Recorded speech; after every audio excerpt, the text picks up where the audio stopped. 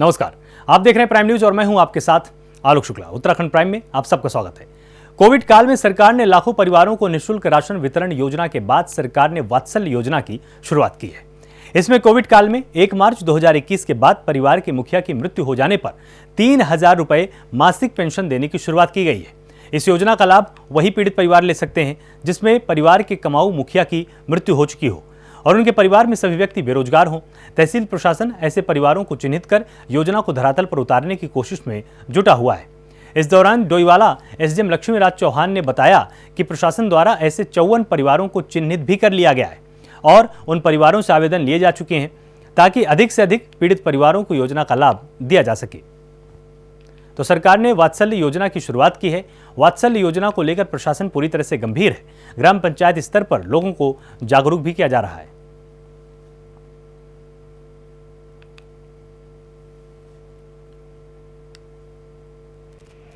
मुख्यमंत्री वात्सल्य योजना के नाम से उत्तराखंड में योजना लॉन्च की गई है।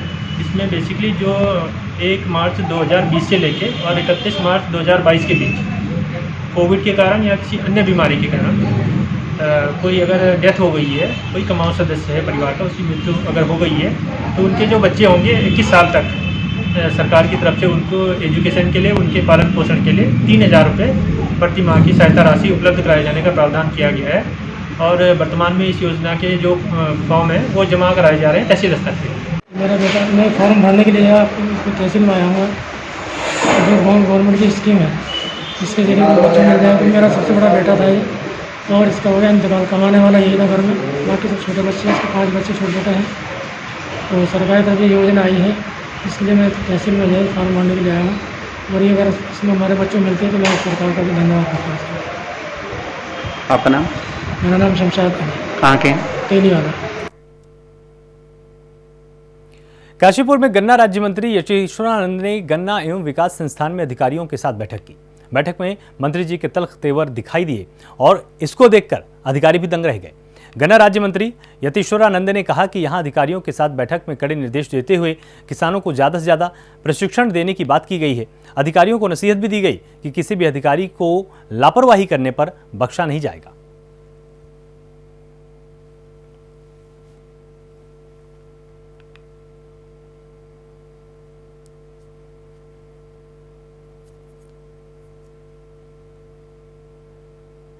पहली बात तो आप ये सुन लीजिए, मैंने कभी ये नहीं किया कि मदन कौशिक जी जो हमारे प्रदेश अध्यक्ष उनकी सीबीआई जांच करी जाए।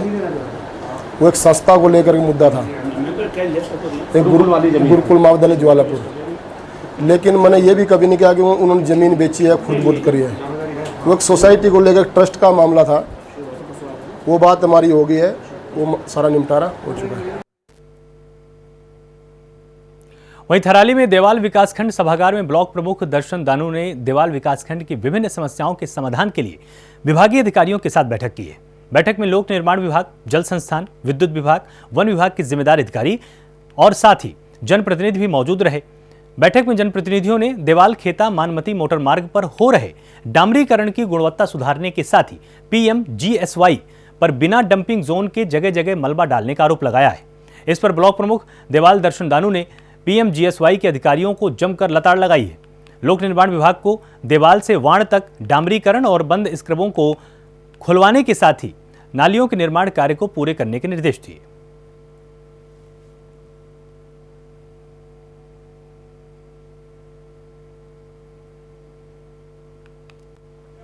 आज जिस तरीके से हम लोगों ने देखा कि लगातार आपदा का जिस तरीके से कहर है और लगातार हमने देखा पिछले कुछ दिनों में जिस तरीके से पूरे देवाल विकासखंड में कई लोगों के मकान बह गए, कई लोगों के रास्ते टूट गए, कई लोगों के तमाम प्रकार की दिक्कतें थी, समस्याएं थी। तो इस बात को लेकर मैंने आज PWD, PMGSY और जल संस्थान, जल निगम, UPCL, सिंचाई विभाग के अधिकारियों के साथ मैंने एक बैठक ली थी, जिसमें मुख्य रूप से हमारे द्वारा ये कहा गया कि इस बरसात के काल में बिजली, पानी और सड़क पूर्ण रूप से सुचारू रहनी चाहिए, ये हमने अधिकारियों को कहा है। इसमें देखा गया कि जो विभिन्न जो बरसात का ये 18 जून को और लगातार बरसात से हमारे जगह जगह विभागों के जो तैयारी थी वो ख़त्म थी, सब स्थिति पूरा खराब हुई, जगह जगह दीवारें टूट गई, पानी की व्यवस्था खत्म हुई, बिजली की व्यवस्था खत्म हुई। इसके लिए सभी विभाग अब तैयार रहे, क्योंकि इस संबंध में बहुत महत्वपूर्ण बैठक रखेगी आज, ताकि आने वाले समय में जो मानसून आने जा रहा है, मानसून में सभी विभाग सतर्क रहें। पौड़ी जिले में कोरोना की तीसरी लहर से बच्चों को बचाने के लिए स्वास्थ्य विभाग ने सतर्कता बरतते हुए अब 18 साल से कम उम्र के बच्चों का स्वास्थ्य परीक्षण करना शुरू किया है। ग्रामीण क्षेत्रों से लेकर शहरी क्षेत्र में बच्चों का स्वास्थ्य परीक्षण किया गया है, जिससे बच्चों की हर छोटी से छोटी और बड़ी से बड़ी बीमारियों का पता स्वास्थ्य विभाग की टीम लगा रही है और गंभीर बीमारी से ग्रस्त बच्चों को सूची बनाकर उनका इलाज भी किया जा रहा है। वहां सभी बच्चों की स्क्रीनिंग भी की जा रही है, जिससे कोरोना रोकथाम के प्रयास किए जा सके।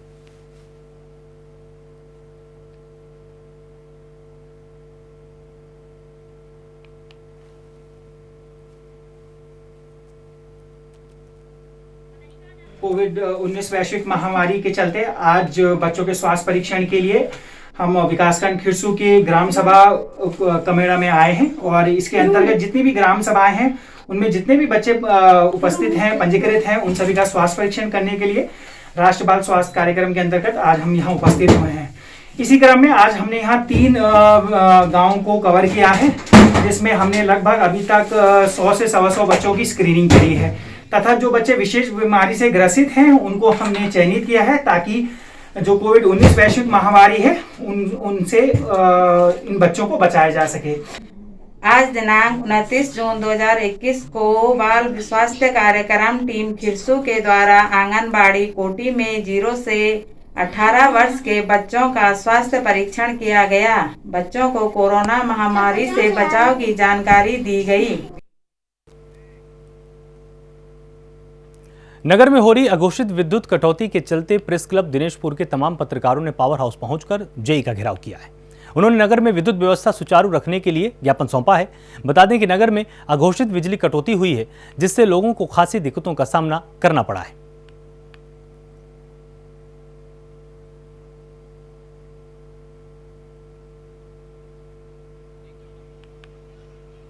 देखिए, हमारे दिनेशपुर क्षेत्र में बिजली की जो है बहुत दिक्कत हो रही थी, लोगों को बहुत दिक्कत का सामना करना पड़ रहा था। लगातार ट्रिपिंग हो रही थी और जिसको देखते हुए जो हमारा जो नया पत्रकार यूनियन बना है प्रेस क्लब दिनेशपुर के नाम से, तो हम सभी ने ये निर्णय लिया कि जेई साहब से मिलके उन्हें ज्ञापन दें और उनसे समस्याओं के बारे में अवगत कराएं और जाने की क्या दिक्कतें हैं। कटौती तो हमारे द्वारा कुछ नहीं जा रही है। गर्मी 3-4 दिन से बहुत ज़्यादा हो रही है, जिस कारण पीछे से वोल्टेज ड्रॉप भी बहुत हो रहा है। उस वजह से हमारा लोड बढ़ रहा है और लोड अत्यधिक होने की वजह से कभी फीडर ट्रिप हो जाता है 11 kV का, कभी हमारे 33 kV सप्लाई फेल हो जाती है, कभी कहीं पे फॉल्ट हो जाता है, जैसे जंपर उड़ गया या कोई ट्रांसफार्मर में दिक्कत आ गई। उसकी वजह से हमें शट डाउन लेके वो ठीक करना पड़ता है, क्योंकि अगर हम उसको ठीक नहीं करेंगे तो पता चला 40 से 50 घर सप्लाई बंद रहेगी, तो वो भी ठीक नहीं। उत्तरकाशी पुलिस की नशे का कारोबार करने वालों के खिलाफ कार्रवाई लगातार जारी है। बड़कोट थाने में नवनियुक्त प्रभारी निरीक्षक अजय सिंह के निर्देश पर क्षेत्र में अवैध नशे का धंधा करने वालों के विरुद्ध सख्त कार्रवाई की जा रही है। इसी कड़ी में पुलिस ने शराब तस्करों को 7 पेटी अवैध अंग्रेजी शराब के साथ गिरफ्तार किया है। अभियुक्त ने शराब एक निर्माणाधीन मकान के अंदर छिपा रखी थी, जहां से अभियुक्त अन्य जगहों को शराब बेचता था। मुखबिर की सूचना पर अभियुक्त को शराब सहित गिरफ्तार किया गया है।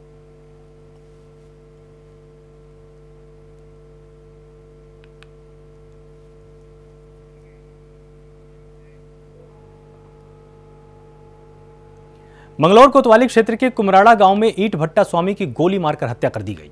मामला लीज की जमीन से जुड़ा हुआ है। जानकारी के मुताबिक कुमराड़ा गांव के रहने वाले नाथीराम ने जमीन और भट्टा संचालित करने के लिए अजय मलिक को यह जमीन दी थी। इसके बदले में अजय मलिक हर साल 80,000 ईंटें भूमि स्वामी को देना तय किया गया था। बताया गया है काफी समय से नाथीराम भट्टे को वापस लेना चाह रहा था। इसको लेकर उसने कई बार अजय मलिक से बात की, लेकिन दोनों के बीच इस बात पर सहमति नहीं बन पाई। इसी को लेकर नाथीराम के बेटे ने भट्टे पर पहुंचकर अजय मलिक को गोली मार दी। घटना की सूचना पर मौके पर पहुंची पुलिस मामले की जांच कर रही है।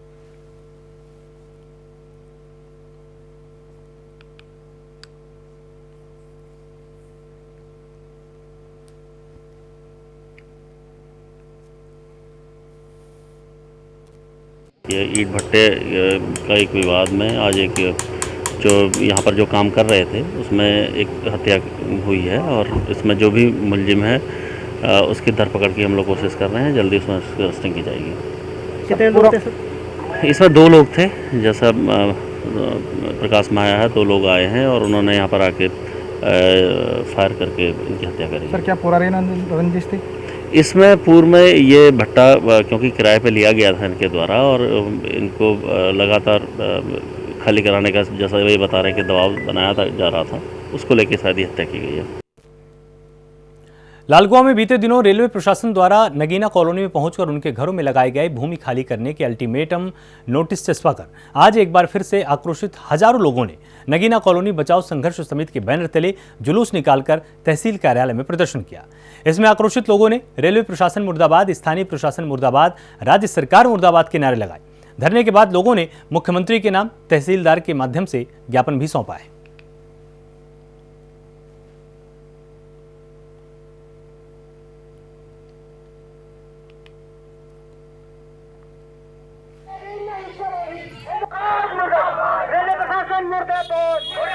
तो नोटिस को लेकर यहां पर लोगों ने विरोध प्रदर्शन किया है। लगातार इनका कहना है कि हमारी ज़मीन को, हमारे मकानों को खाली कराया जा रहा है, उनको तोड़ा जा सकता है। हम सालों से यहाँ पर रह रहे हैं और जनप्रतिनिधियों से भी, अधिकारियों से हम लगातार गुहार लगा रहे हैं कि हमको यहाँ से बेघर ना किया जाए।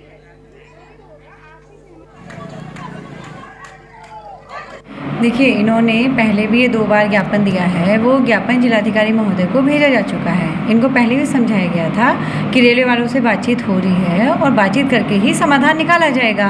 और आज मैं एसडीएम सर के प्रतिनिधि के रूप में ही यहाँ आई हूँ। सर आना चाह रहे थे बट कुछ काम आने से सर को वापस जाना पड़ा, तो मैं उनकी तरफ से ही आई हूँ। और ये है कि रेलवे वालों के साथ मीटिंग करते हैं, जो भी आपसी सहमति से समाधान निकलेगा उसको निकाला जाएगा। जहाँ तक इनका ये कहना है कि नोटिस का 7 दिन का पीरियड है, तो जो नोटिस रेलवे बोर्ड ने लगाया उसका जानकारी हम लोगों को नहीं दी गई थी। इसके बारे में रेलवे वालों से बातचीत हो गई है कि कोई भी कार्यवाही करनी है तो पहले उसको मीटिंग के थ्रू बातचीत की जाए, उसके बाद ही मौके पर उसको इम्प्लीमेंट कराया जाए। अरे बच्चे हम कहाँ जाएंगे?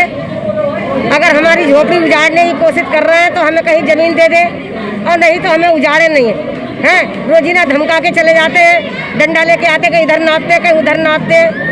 इनका रोजीना का यही। सरकार कुछ मदद कर रही है? सरकार कोई मदद नहीं कर रही मेरे साथ में। पब्लिक ही है यहाँ पे। अधिकारियों के पास आ रहे हो? अधिकारी के बोल? अधिकारी के पास आ रहे हैं, अधिकारी हमारी कोई सुनी नहीं रहे। अभी तक तो कोई निकले नहीं है। बुलडोजर चला के तब आना, कोई सुनवाई नहीं हो रही। कोई सुनवाई नहीं हो रही। कह रहे बुलडोजर चल जाएगा उस दिन हमारे पास आना, तब क्या करेंगे आके।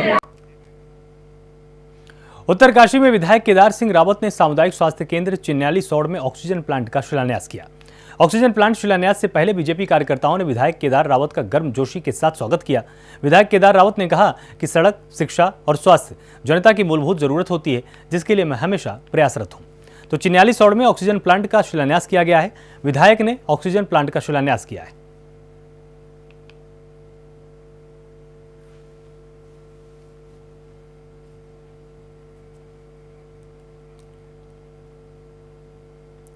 तो वही खबर अल्मोड़ा से है, जहां राज्यपाल बेबी रानी मौर्य अपने निजी कार्यक्रम के दौरान विश्व प्रसिद्ध जागेश्वर धाम के दर्शन के लिए पहुंची।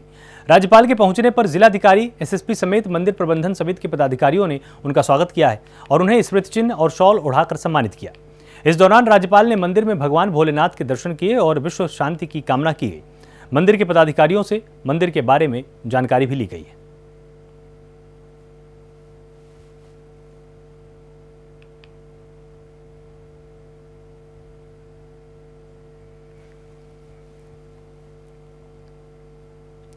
अल्मोड़ा में सल्ट विधायक महेश जीना ने विधानसभा क्षेत्र के गांवों का दौरा किया और महेश जीना ने लोगों की समस्याओं को भी सुना है।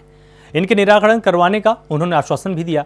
जीना कलझीपा, तिमिल नटोला, रोटापानी, परथोला, अफो आदि गांवों में वो पहुंचे हैं और सभी ग्रामवासियों की समस्याओं को उन्होंने सुना है। इनमें पेंशन, राशन कार्ड, बिजली, पानी प्रमुख समस्याएं रहीं। कैंप में पार्टी के क्षेत्रीय पदाधिकारी और ब्लॉक स्तरीय कर्मचारियों से बात कर तत्काल ही आम जन की समस्याओं के निस्तारण के आदेश दिए गए। वहीं कई समस्याओं का मौके पर निवारण भी किया गया।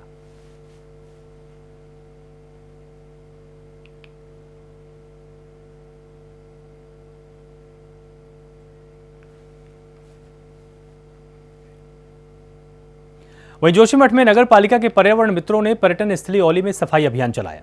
नगर पालिका परिषद जोशीमठ ने यात्रा काल के शुरू होने से पहले जोशीमठ में पर्यटकों के आवागमन को देखते हुए नगर में साफ सफाई का जायजा लिया और पर्यटन स्थली औली में क्लिप टॉप होटल, कृत्रिम झील, GMVN रिजॉर्ट के आसपास चेयरलिफ्ट के क्षेत्रों में पालिका के पर्यावरण मित्रों ने सघन सफाई अभियान चलाया है। औली से कई बैग प्लास्टिक कूड़ा और अन्य अजैविक कूड़ा उठाकर औली को प्लास्टिक कूड़ा मुक्त किया गया।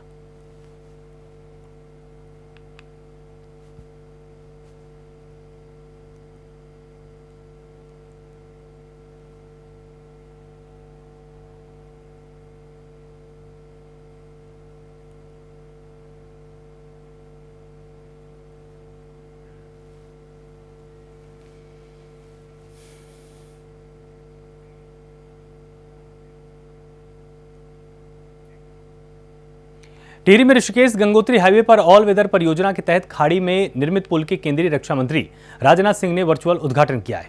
इस दौरान परियोजना से प्रभावित काश्तकारों का गुस्सा फूट पड़ा। उन्होंने बीआरओ पर परियोजना निर्माण से उत्पन्न समस्याओं की अनदेखी करने का आरोप लगाया है। उद्घाटन के दौरान ही तहसील प्रशासन और बीआरओ के अधिकारियों ने निरीक्षण कर उचित कार्रवाई का भरोसा दिया। इसके बाद ग्रामीण शांत हुए और पुल का शुभारंभ किया गया।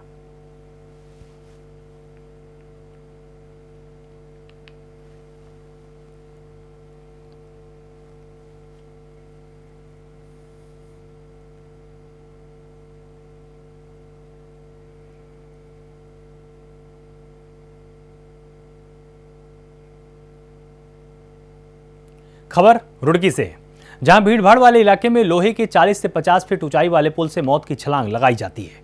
पूरा मामला रुड़की की गंग नहर का है, जहां युवक पुल से छलांग लगाते हुए देखे भी जा सकते हैं। पूरे मामले पर पुलिस प्रशासन चुप्पी साधे हुए है। गंग नहर में डूबने से पहले भी कई मौतें हो चुकी हैं। मौत का खेल बदस्तूर अब भी जारी है।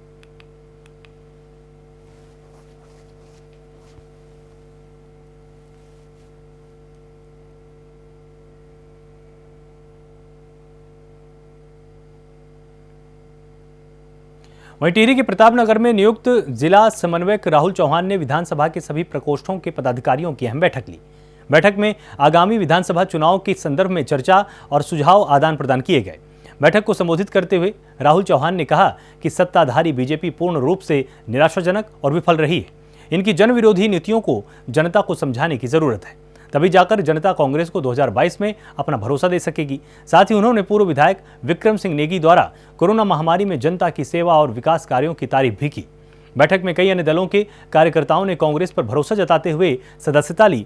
बैठक के दौरान ही जिला कांग्रेस अध्यक्ष द्वारा श्री रमेश बगियाल जी को जिला महामंत्री नियुक्त किया गया।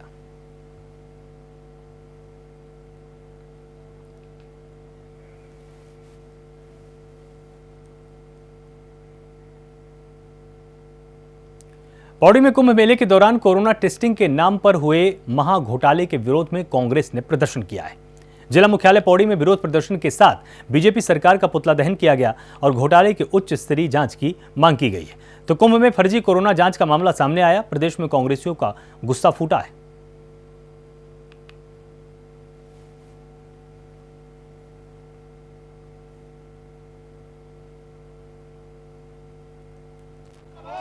आज हमने कांग्रेस कमेटी पौड़ी के द्वारा ये जो आयोजन किया पुतला दहन का प्रदेश सरकार का, ये इस संबंध में था कि हरिद्वार महाकुंभ में जो कोविड टेस्टिंग के मामले में जो महा घोटाला हुआ है, तो उसके लिए हमने सरकार को चेताने के लिए ये पुतला दहन का कार्यक्रम किया कि इसकी एक जांच होनी चाहिए, उच्च स्तरीय जांच होनी चाहिए, क्योंकि यह ऐसी निकम्मी सरकार कि देश के अंदर, पूरे देश के अंदर, पूरे विश्व के अंदर ये कोरोना जैसी महामारी में भी और इस प्रकार के कोविड टेस्टिंग के मामले में भी इतनी बड़ी भ्रष्टाचारी, जो कि कम से कम इस मामले में तो भ्रष्टाचारी नहीं होनी चाहिए थी, लेकिन इस मामले में भी इन्होंने भ्रष्टाचार में पूरे देश को और पूरे देश की जनता को नहीं छोड़ा है। तो इसके लिए हम चाहते हैं कि इसमें उचित कार्रवाई हो और इसकी शुद्ध जाँच हो और दोषियों को सजा मिले। कुंभ माह घोटाले में जिस तरीके से इन्होंने कोरोना टेस्टिंग पे जो घोटाला किया है, जिससे कि हमारे आसपास के और हमारे प्रदेश के लाखों लोगों की जान गई है, उसके जो दोषी हैं, जो हमारी प्रदेश सरकार है, केंद्र सरकार है, उनको कड़ी से कड़ी सज़ा मिलनी चाहिए, क्योंकि उनके द्वारा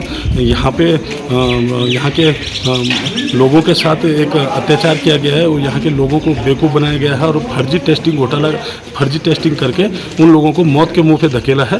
तो इसलिए ये जो इस तरीके से सरकार जो धर्म के नाम पे इस तरीके से हमारे जो प्रदेश के जो आस्थावान लोग थे, जो कि महाकुंभ में स्नान करने गए थे और उनके साथ प्रदेश सरकार ने इस तरीके का अत्याचार किया है, उनको कड़ी से कड़ी सजा मिलनी चाहिए।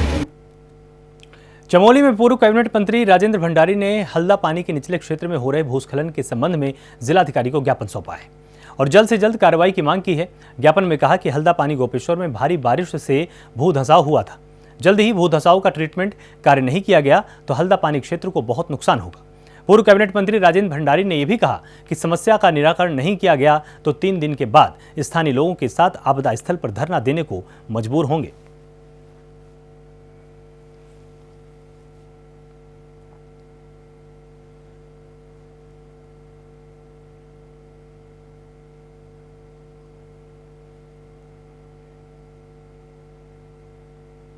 वहीं सितारगंज में लूट के दौरान हत्या करने वाला फरार 5000 का इनामी बदमाश को एसओजी ने बरेली से गिरफ्तार किया है। साथ ही इनामी को कोर्ट में पेश कर जेल भेजा गया है। एसएसपी दिलीप सिंह कुंवर ने बताया कि साल 2015 में सितारगंज के रहने वाले अलाउद्दीन मलिक के घर में असलहों से लैस 4 बदमाशों ने धावा बोला था। इस दौरान उन्होंने अलाउद्दीन के घर से लाखों के जेवरात लूटे। विरोध करने पर उन्होंने अलाउद्दीन की गोली मारकर निर्मम हत्या की थी। इस मामले में सितारगंज पुलिस ने लुटेरों के खिलाफ मुकदमा दर्ज कर 3 बदमाशों को गिरफ्तार किया है। आज सुबह 11 बजे बरेली से हमारी एसओजी टीम ने पकड़ा है। ये 5000 का इनामी था। 2015 से ये मफरूर चल रहा था। इसके विरुद्ध जो है एक मर्डर का मुकदमा और साथ साथ उन्होंने लूट भी करी थी। एक अलाउद्दीन मलिक नाम के व्यक्ति को 2015 में थाना सितारगंज क्षेत्र में उन्होंने उसका हत्या करी थी और तभी से ये मफरूर चल रहा था। और इसमें जो है विवाद विवेचना मफरूर में चार्जशीट दी गई थी। फिर इसको मफरूर घोषित करने के बाद इसमें 5000 रुपये का इनाम घोषित किया गया। लालकुआं कोतवाली क्षेत्र के सुभाषनगर सड़क के किनारे एक गुलदार का शव मिलने से अधिकारियों के बीच में हड़कंप मचा हुआ है। वन विभाग की टीम ने गुलदार का शव कब्जे में लेकर पोस्टमार्टम के लिए टांडा रेंज कार्यालय पहुंचाया, जहां मृतक गुलदार के शव का पोस्टमार्टम किया गया। इधर गुलदार की मौत अज्ञात वाहन की चपेट में आने से बताई जा रही है। मृतक गुलदार की उम्र 4 से 5 साल बताई जा रही है। लगभग 2 बजे सुबह गंगापुर पटिया पूर्वी बेट में आपका सुभाषनगर चौकी से सूचना मिली और ये मादा गुलदार है। लगभग 4 से 5 वर्ष की बताई जा रही है, जिसका अभी पोस्टमार्टम किया जा रहा है और संभवतः इसकी मृत्यु जो है एक वाहन के टकराने से हुई है। जंगलों में और भी इस तरीके के मादा गुलदार के शेर हैं जिनको आप लोग बचा सकें? जंगल में इस प्रकार के हमारे बहुतायत है, न केवल गुलदार की, टाइगर की और एलिफेंट हो गया, आपके हाथी हो गए या अन्य जो है जो भी जीव जंतु है, वन्य जीव काफी बहुतायत है, जिनके लिए हम समय समय पर प्रयास करते हैं कि कैमरा ट्रैप से इनकी मॉनिटरिंग की जाए। उत्तराखंड प्राइम में फिलहाल इतना ही। आप लगातार जुड़े रहिए प्राइम न्यूज के साथ। नमस्कार।